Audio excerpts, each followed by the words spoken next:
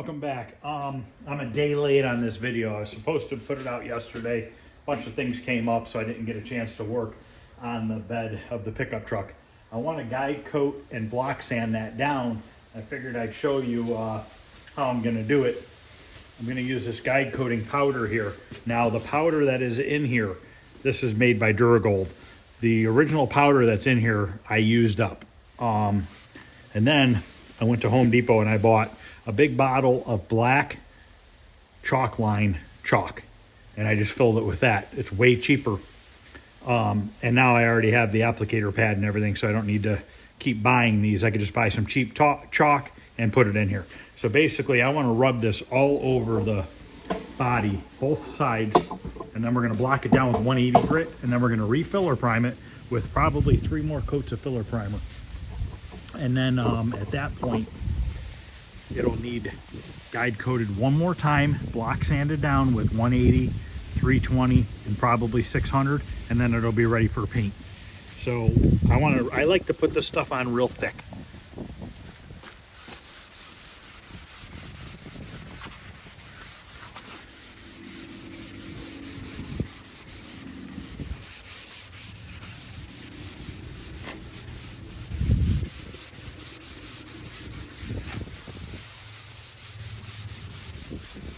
So I'm gonna go ahead and put this on both sides of the bed just like that, and then we'll come back and we'll start blocking it down with 180. Now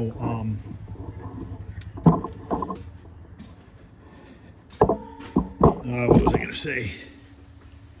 Yeah, we'll just start blocking it down with 180. I don't like using the spray one. The spray, to me, it just doesn't seem to go on as well as this does. As you can see how this completely coats the side. The spray is a little bit more sporadic, and it doesn't, unless you really put it on heavy. So I just like using the chalk. So, all right, I'm gonna get this on the bed, and then I'll be back and we'll start blocking it down. Okay, guide coats on both sides. I've got a roll of 180 grit here. We're gonna put this on my longer DuraBlock. I'm not using my vacuum system because I'm sanding outside today. So it makes it a little bit easier not dealing with the hose today. I don't like using anything less than 180 grit. I know that there's a bunch of videos on YouTube where people use 80 grit on filler primer, and then they refiller primer after 80 grit. I don't recommend that, because your sanding marks are gonna come back. If you 80 grit this filler primer down, and then you spray filler primer over 80 grit sanding scratches, I don't care what anybody says, that's going to shrink back and you're going to see it. Even using that, if you're going to use that real high build, what the heck is it called? Polyester primer, which I have some of that as well. You can cut polyester primer with 80 grit, but you got to go over it with 180 after that. If you leave those 80 grit sanding scratches in there, you're asking for problems. You know, and it's not going to happen right away either. The paint job's going to get finished. It's going to look great. 6 months later, after it's been out in the sun, you're going to see sanding marks in your paint job, and you're not going to be happy because you can't fix that. You're going to have to sand it down and paint it again. So I do not recommend the 180 grit or the 80 grit and primering after 80 grit. I always go to 180 grit. So I'm going to show you how I block sand it, and then I'm going to start block sanding it down.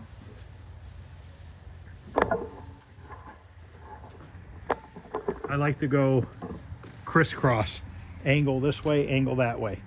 I never go in straight lines like this, because that could actually make ripples in the side of your bed.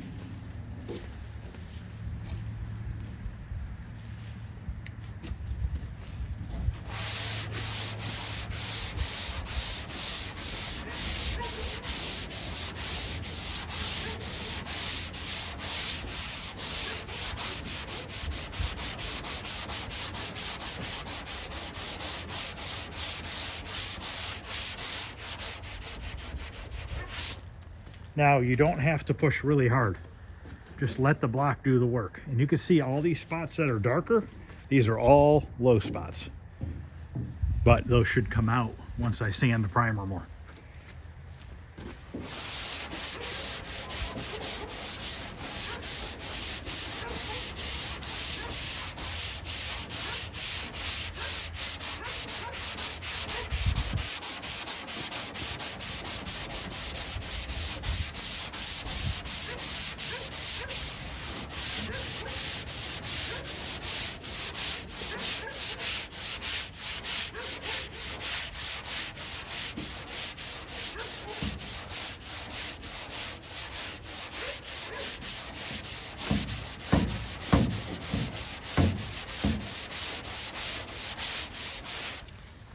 Okay, those ones are gone, but now we have one here and one there. Those are two little dings that should come out once I keep sanding. And treat your paint jobs as if you're painting a black paint job. That's what I always do. So just because this truck's going white, don't grab your DA sander and just sand it down real quick and reprimer it and then sand it and paint it. It's going to be ripply, okay? White doesn't really show it, I get that, but just get into practice of always doing it like you're going to paint a black paint job, because it's just going to make your other color paint jobs look that much better. So that's just my opinion. That's what I do. I try not to skimp because it's white. Let me sand for another couple minutes, then I'm going to turn the video off and knock this side out and come back and show you what it looks like. But let's see if we can get those couple out.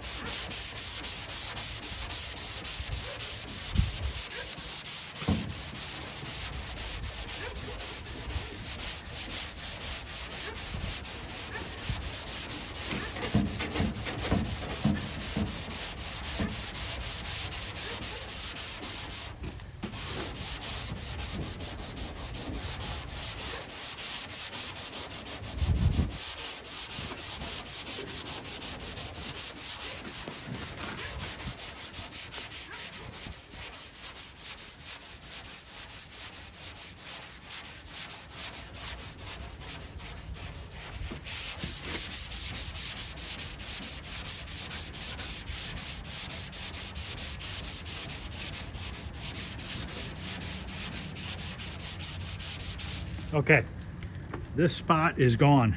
Yes, I hit white paint, but it's still fine. If I hit bare metal, then we'd have a problem. But because there's white paint underneath here, we still have product to work with. So it's not like we're trying to, if this were a bare metal spot, this would be high. We'd have to knock this down and put a little filler on it. But now that we've gotten it out, we don't have to worry about that. So I'm gonna go ahead, block down this whole side, and then we'll come back and take a look at it. Okay, this side's pretty much all sanded down. I'm going to show you how I'm going to do the back corner, and then all around the wheel opening, I'm going to DA that, because anywhere below this line is a body fender, a wheel flare, sorry. So the wheel flare covers all that inside there, so I'm not going to waste my time getting in there and block sanding all that. So I'm going to take a piece of my used 180. Now I'm only using one piece of 180 per side. They're not very big bed sides. So one piece per side is all I'm using.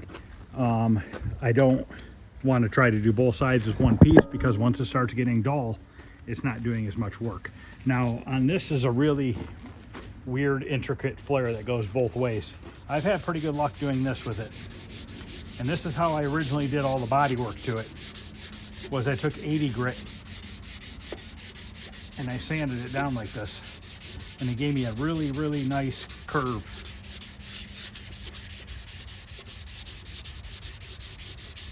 And you can see it cuts pretty quick. Doesn't take very long. But it just gives you a real nice curve. So I'm going to finish that over here, and then the other side I already started block sanding, but I have to I want to show you how I'm doing the body lines and stuff like that.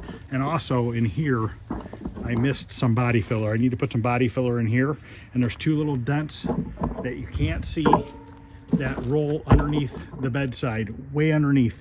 I just want to fill those two in just so it looks better when it's up on a car lift or something like that. I don't want to have any little dings underneath there. So I'm going to go ahead and finish this corner. I'm going to finish block sanding the other side except for the body lines, so I can show you how I'm doing the body lines. Okay, now in these grooves here, what I'm going to do, this top one, I'm going to take my block and I'm going to block sand it. Just kind of go back and forth.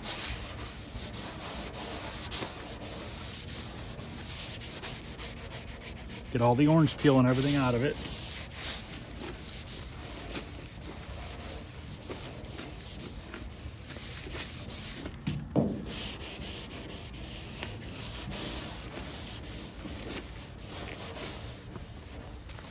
Okay. And then I'm gonna take my little sandpaper here, 180. I'm gonna go in here with my finger and just lightly go in there and knock down the very inside edge where the sander doesn't get real good. Just gotta go along here.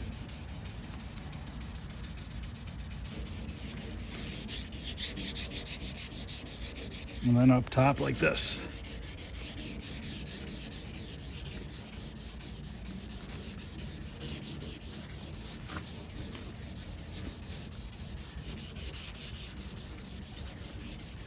Just like that. And we got a nice straight body line. So basically I'm gonna sand down the rest of this, and then I gotta put a little filler on the couple spots that I found. And then after that, this is ready to get blown off and re-primered. Now, let me get it sanded down the rest of the way. I'm gonna actually put some filler on those couple spots now and let that start drying while I'm sanding the rest of that side down. And then I'll come back once it's all sanded down. We'll blow it off and see what it looks like. Okay, bed is all block sanded down. I DA'd inside. Fixed the spot in here where I had forgot to do a little bit of mud work, so that's all sanded down and ready. I fixed those couple dents underneath. I'm gonna hammer this out. I didn't notice that, but that got smashed in. I wonder if there was like a blowout at one time. Maybe one of the tires blew out and hit the back. You don't see it because it's inside the wheel well, but I'm just gonna straighten it real quick before I push it back in the booth, and we're gonna spray some primer on it. We're gonna put 3 more coats of Summit Racing 2K primer on this, let it sit for another 2 weeks, and we are going to get this ready for paint.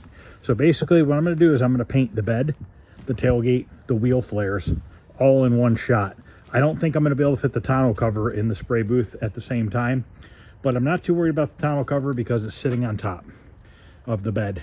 You know, the wheel flares and the bed sides and the tailgate all, to me, make, you know, it's best to do those all at the same time. So, all right, let me get that. I'm gonna hammer out that dent on the other side, and then I'm gonna get this in the spray booth, and we are gonna put a couple coats of 2K primer on there.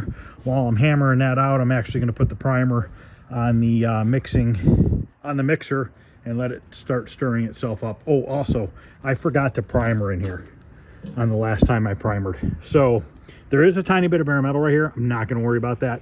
I gotta sand that, a little bit of a goober right there. That looks like shit. So I gotta sand that out real quick.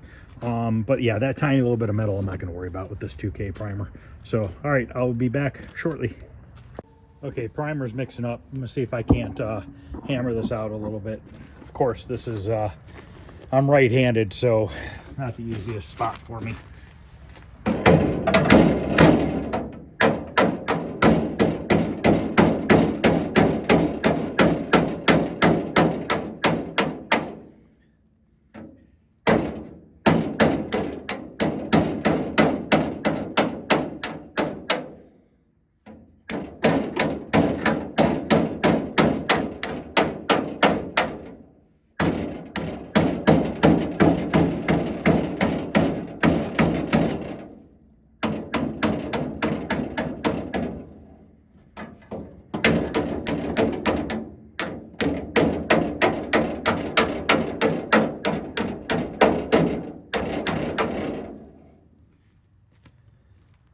That's better. Yeah, I need to sand it now because it was folded over.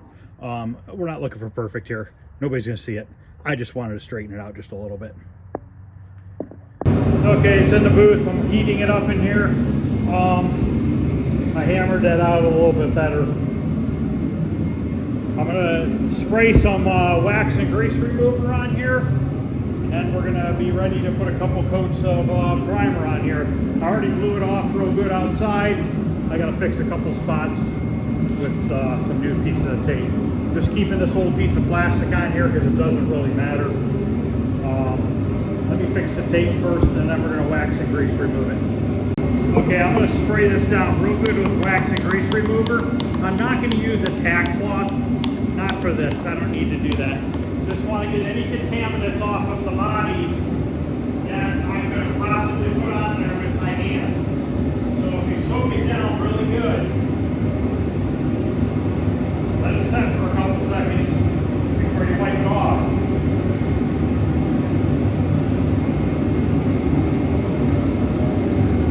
you let it set for a couple, maybe 30 seconds before you wipe it, it kind of gives it a little bit of time for it to run down the panel a little bit and get the contaminants out of the sanding marks. But if you look down the bed here, you can see it's looking pretty darn straight. And that's another test you can do, is take your wax and grease remover and run it down your panel and check your body work. So I'm going to wipe this down with some lint-free cloth both sides, then we're going to mix up some primer. Okay, it's all wiped down. I forgot to sand the back of this gas door, so we're not going to primer the back side, we're just going to primer here. This I'll just scotch right down real good before we paint. There's no peeling paint and there's no rust or anything like that on it, so it'll be just fine. I mixed this primer for 15 minutes in the mixer.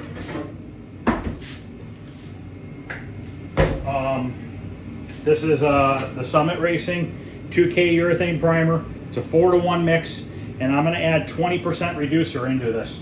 The reason why I'm adding 20% is to thin it out a little bit and make it go on a little bit smoother, because this is the last filler priming I'm doing before paint. So, and then before we paint the truck, we're going to put on an epoxy primer right before we start spraying the base coat. And we're going to put a white epoxy primer down as a sealer. And we're going to seal up the surface of the vehicle with that white epoxy primer, and it's going to let the base coat go farther on the vehicle because we'll already have a white base down. When I use 2K primer, I pull my filter out of here because it clogs up with the 2K primer almost instantly. So we're going to go to our 4-to-1 mark, and it has, after you pour your 4, we're going to go all the way up to the top of the 4, then we're going to go to the top of this 4 with our hardener, and then we're going to go to the 20% with the reducer.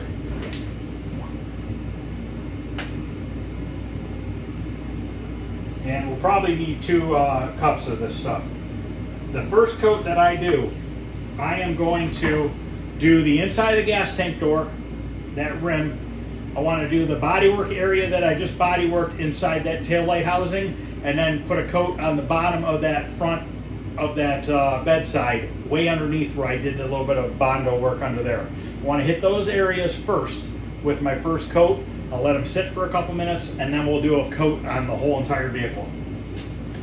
So get some hardener here. We're using medium reducer and medium hardener.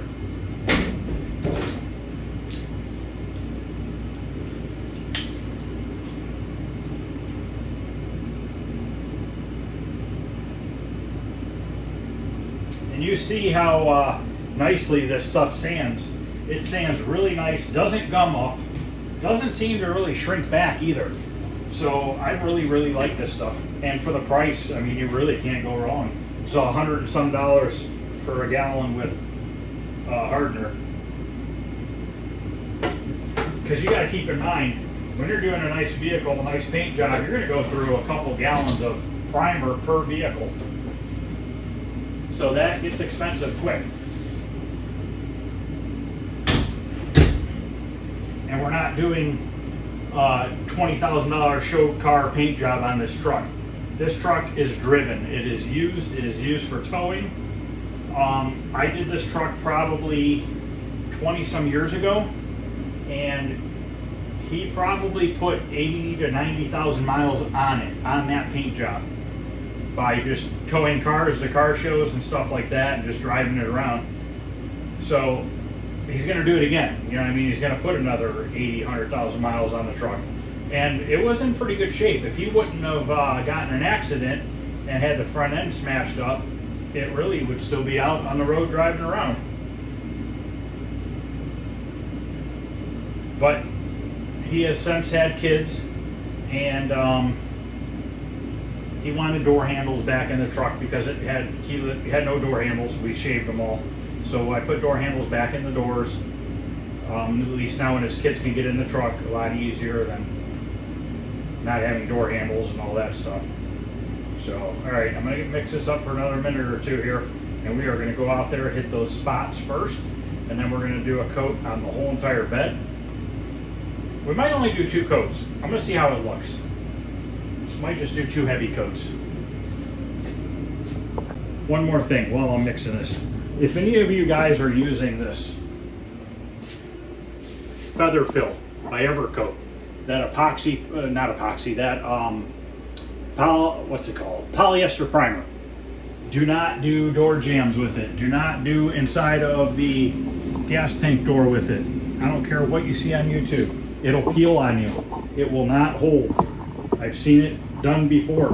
When you do door jambs and stuff, that stuff is so thick, it gets in the jam, it gets in that real tight corner, and then it ends up blistering on you in a year or 2. And then you have all that primer in the door jam falling out on you. This is different. This is nowhere near as thick as that stuff. Plus, I'm not going to go loading on a ton of coats of primer on the door jams. And that's why I didn't do the jam area of the bed or the back wall of the bed, because it doesn't need it. It doesn't need more high build primer on those areas. So all right, I'm gonna get this on the gun and we're gonna go start primering, get this done so it can sit for a couple weeks. I have a pickup truck coming this weekend. I'm gonna start painting it. My buddy's dad and his friend did all the body work on it. I can't tell you what year it is because I don't know. It's old, 50s maybe, 40s, I don't know. But anyways, the cab is gonna come down here first.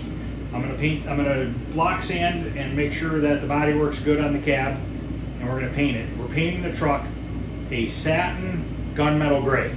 So we're gonna use gunmetal gray base coat, and then we're gonna put a satin clear over top. We're gonna use all Summit products. We're gonna use Summit base coat and Summit satin clear. There's no point in getting more expensive paint than that on a satin finish, in my opinion. I think you're just wasting your money. But you know, he wants to drive it. He wants to drive it all summer long. So if he's gonna drive it around that much, me personally, I would just go with the cheaper clear, because if something happens, it's cheaper and easier to fix, in my opinion, because you know, some of this more expensive clear, the Summit clear, satin clear, is really easy to mix because it's just 4-to-1, 10% reducer. Some of these higher dollar satin clears, you have to take the clear, and then you might have to put some gloss clear into it, a certain percentage of it, and then hardener and reducer. So if you are remixing it over and over, if you go to do a repair and you just happen to dab a little too much of regular clear into it, now you're going to be shinier than the rest of the vehicle. So I kind of like the Summit stuff because it's kind of foolproof. Long as you stir it up really well, you'll have good results with it.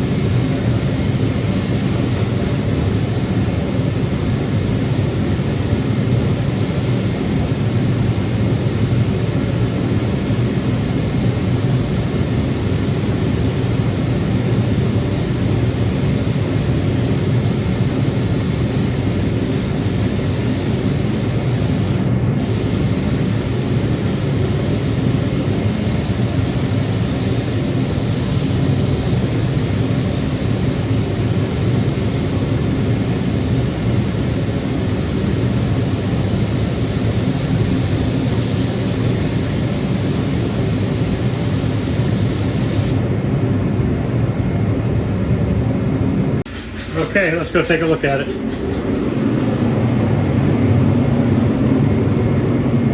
I think it looks real good.